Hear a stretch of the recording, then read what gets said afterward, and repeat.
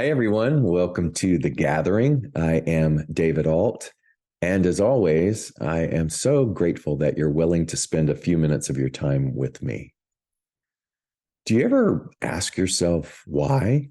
Like, why did I click on this? Or why am I stopping to do this? I ask myself, where did the idea come from that so wanted to insistently impress itself and say, yeah, speak about that? Because I think that those systems are a part of a connection, a divine synchronicity. Like everything that we need, the answers that we seek, it's like it's all right here. And our only responsibility is to allow it, to, to recognize it and to go with it. Because there's so much out there. There's so much we could categorize as noise. Noise in terms of opinion, noise in terms of what we call news, noise in the voices of those around us externally and internally. And, and so it can be very difficult to honor that cosmic connection or synchronicity because we're always pleading. I need, I want. Please, please, please show me, show me, show me. And there is a spiritual ideal that says all of that pleading and all the things that we're asking for are here. They're right in front of us. And yet sometimes the noise creates this density.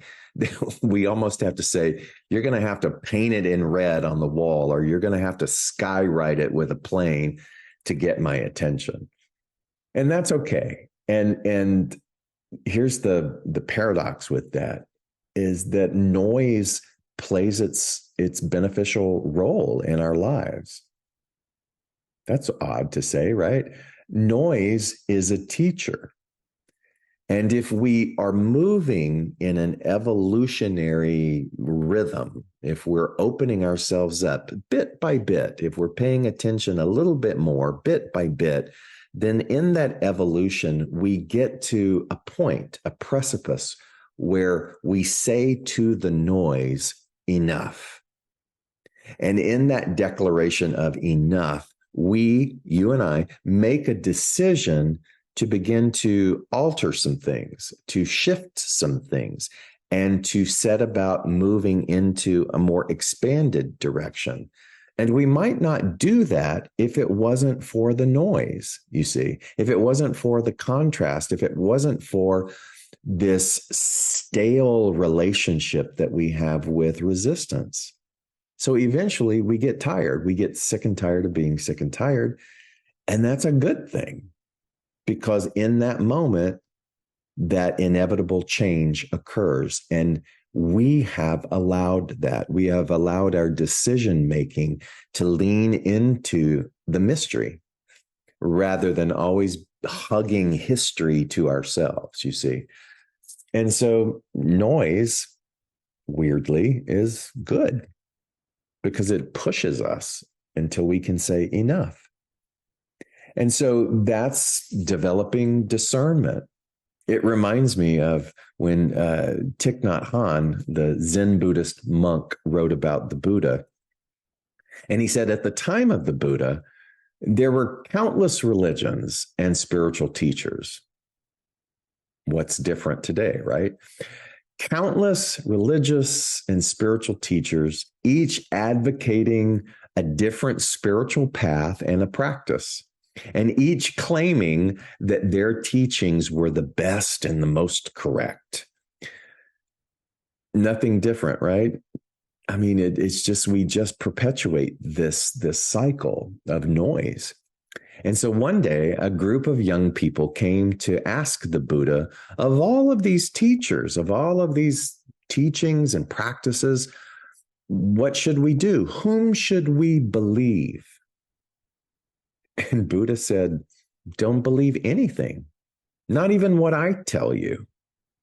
Even if it's an ancient teaching, even if it's taught by a highly revered teacher, Instead, what he said was, you should use your intelligence and critical mind to carefully examine everything that you see or hear, and then put that teaching into practice to see if it helps liberate you from your suffering and your difficulties. And if it does, then perhaps that's what you can believe in. And I so love that, because it's saying at some point you have to find your individualism in the drumbeat that you follow, rather than following the noise or following the loudest voice, to really understand that it's not about making it all go away. It's about how, in the midst of this, can I say enough with my own forgetfulness, with my own sense of just following blindly? How can I begin to be in this world, but not of this world? And really fall in love with my own discernment, really fall in love with my own evolution in such a way that I become less and less resistance and more and more in a state of allowing. It's a little hard to digest, this old statement that says, be for something and against nothing. Because the noise is geared towards being against. Caution, caution, caution, prevention, prevention, prevention, bad, bad, bad. That culminates in the root of the noise. But to be for something and against nothing means that we're walking around open and receptive to the synchronicity that brought you and I together in this moment to share this. That's always in existence, and yet not able to be experienced because of the noise. So to be for something and against nothing, it's not passive. It's wise.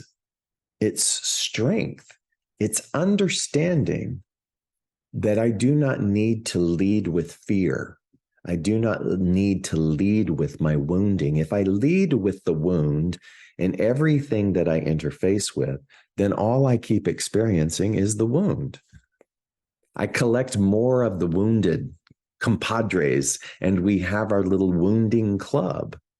But if I lead with being for something, then can you imagine the types of people that begin to synchronistically come into our sphere of influence? And it isn't that anybody else is wrong. All of that, again, is needed in order to push us into this place where we can go enough. So noise is a masterful teacher. And it always has been, even since the time of Buddha and before. So there's nothing new under the sun. It's what will we do with that? And as I was thinking about this, I was holding in my heart my partner, who is at the precipice of a brand new change in his work.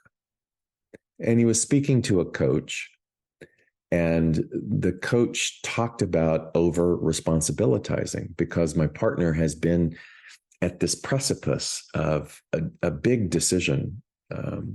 And the coach said to this, he said, I want you to notice how you are holding a sense of over responsibilitizing. We all do it. My partner, because he's so tenderhearted, he's like, what?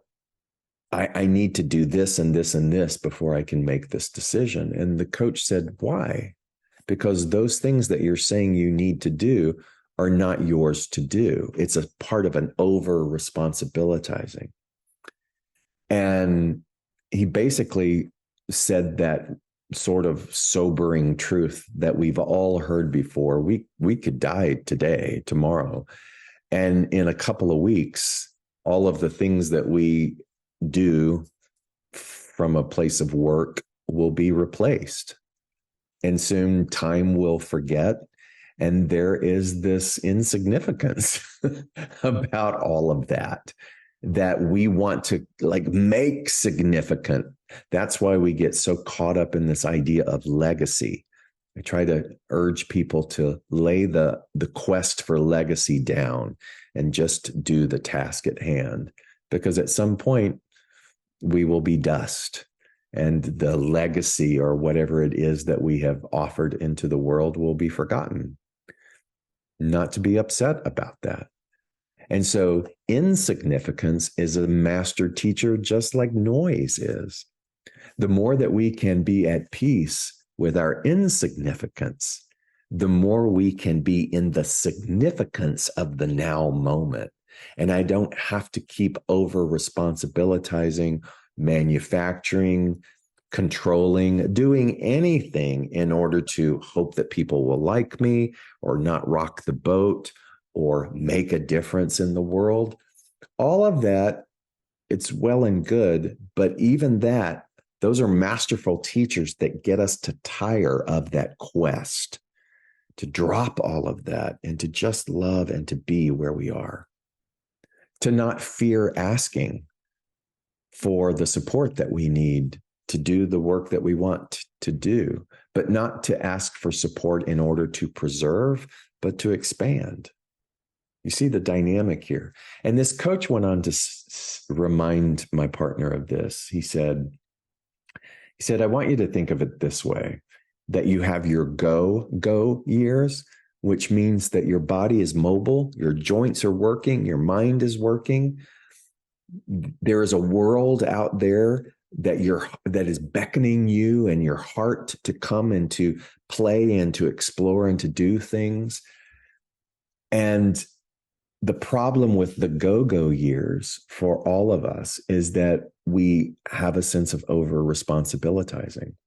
And this is the paradox of being human. It's like when we are at our most go-go years, we may not have the funds to do those things. We're students, or we're struggling, or we're in debt, or we are raising kids. And so it's ironic the way that this system is built, because the go-go years, where we should have that opportunity to explore, can be a struggle to have the means to do that.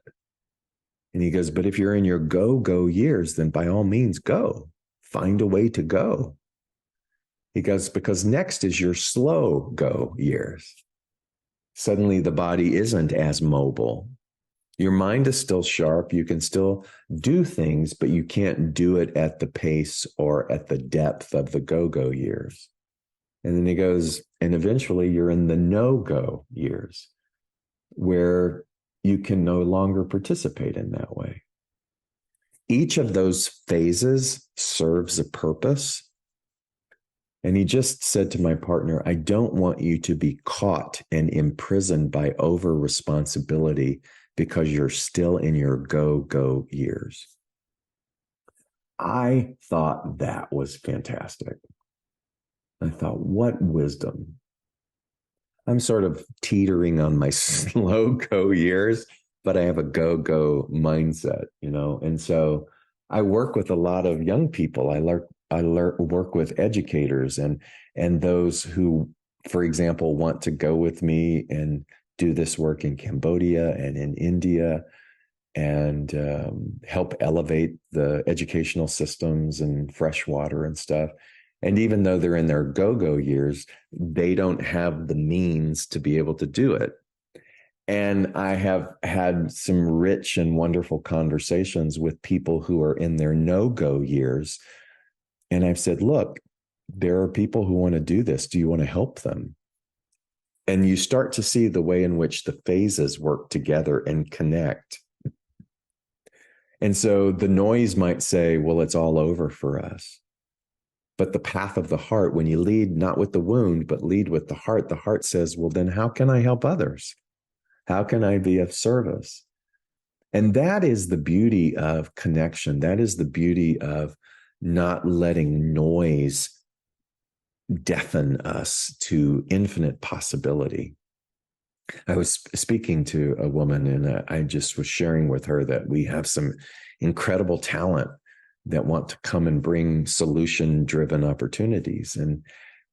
And we had talked about the fact that we never had really thought much about sponsorships and how people could do that.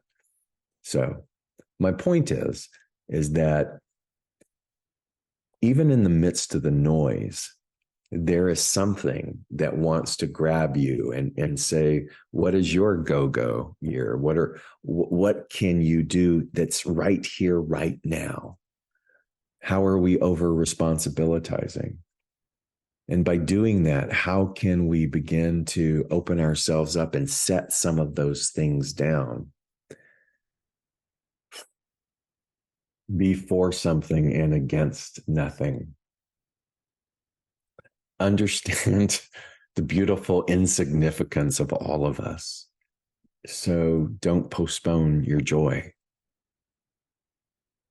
Don't make noise wrong or the noise of others wrong. Use it. Use it to get more centered with regards to what speaks to you. So now I don't have to be against the loud, bombastic nature of the world. I don't have to be against it. I can allow it to teach me to become more in tune with my own inner voice and guidance.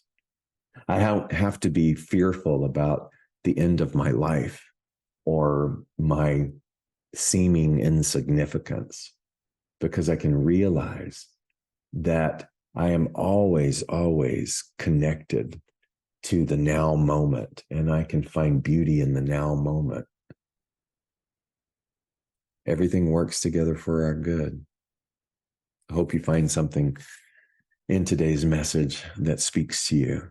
As always, thank you.